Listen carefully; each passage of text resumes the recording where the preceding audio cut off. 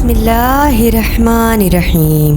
السلام علیکم ناظرین، بسم اللہ الرحمن الرحیم میں اتنی برکت ہے کہ اگر کوئی شخص کوئی بھی کام شروع کرنے سے پہلے بسم اللہ الرحمن الرحیم کو پورے یقین کے ساتھ پڑھ لے تو اس کا ہر ادھورا کام پورا ہوگا اور جو بھی کام وہ کرے گا اس میں برکت ہوگی۔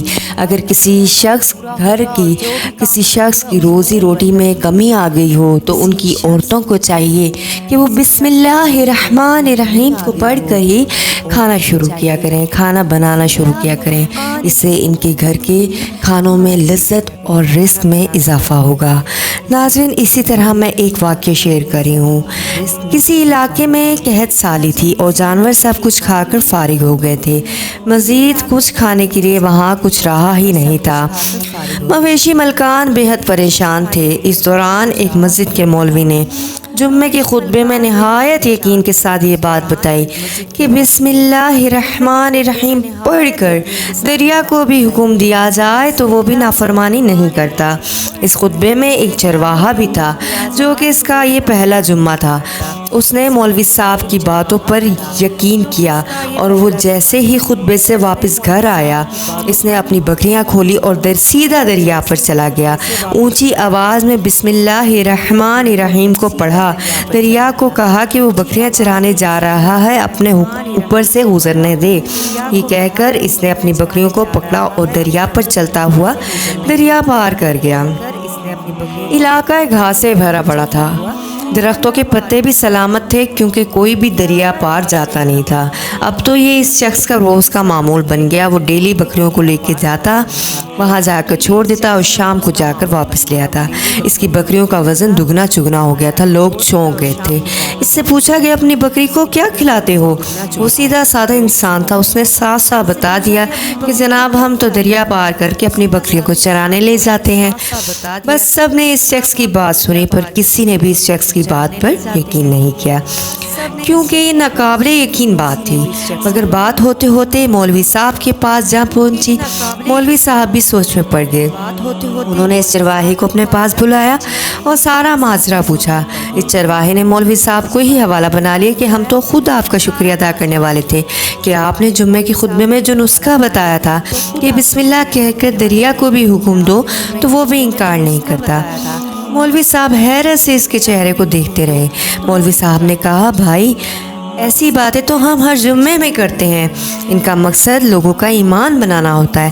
لیکن وہ شخص ڈٹا رہا، میں تو بس بسم اللہ کہہ کر پانی پر چلتا ہوں اور بکریوں کو بھی دریا پار لے جاتا ہوں۔ آخر مولوی صاحب نے صبح ہوتے ہی تجربہ کرنے کی ٹھانی اور چرواہا بھی آ گیا۔ مجمع بہت زیادہ ہو گیا۔ مولوی صاحب نے ایک دو بار سوچا کہ انکار کر دوں، پانی بہت گہرا ہے، مگر وہ جو مولوی صاحب کو کندھوں پر اٹھا کر لائے تھے ابھی جوش و خروش سے اللہ اکبر کے نعرے لگا رہے تھے اور مولوی صاحب کی بہت تعریفیں کر رہے تھے۔ آخرکار مولوی صاحب نے ایک رسہ منگوایا، پہلے اسے درخت کے ساتھ باندھا، پھر ڈرتے ڈرتے ڈھیلا ڈھالا بسم اللہ پڑھا اور دریا پر چلنا شروع ہو گئے۔ مگر ابھی پہلا پاؤں ہی رکھا تھا کہ دھرم سے پانی میں گر گئے۔ مولوی صاحب ڈبکی پر ڈبکی کھانے لگے اور پانی کے بہاؤں میں بہنا شروع ہو گیا۔ لوگوں نے کھینچ کھینچ کر باہر نکالا۔ مولوی صاحب کی اس حرکت نے چرواہے کو پریشان کر دیا۔ مولوی صاحب کی بسم اللہ کو کیا ہو گیا ہے؟ اس کا خود کا تو یہ روز کا معمول تھا کہ اس کے اپنے یقین میں پھر بھی کوئی فرق نہ آیا۔ اس نے بسم اللہ کہہ کر بکریوں کو پانی کی طرف اشارہ کیا اور خود ان کے پیچھے چل پڑا۔ ان کو دریا پار چھوڑ کر خود واپس بھی آ گیا۔ لوگ سب اس کو ولی اللہ سمجھ رہے تھے اور اس کے حق میں نعرے بھی لگا رہے تھے، لیکن وہ سیدھا سادہ انسان تھا۔ اس کے بعد چرواہا مولوی صاحب کے پاس پہنچا اور مولوی صاحب سے کہا یہ آپ کی بسم اللہ کی تعریف سے کافی پریشان ہو گیا تھا، لیکن پانی پر چلتے ہوئے مجھے آپ کی بسم اللہ کی بیماری کا پتہ چل گیا۔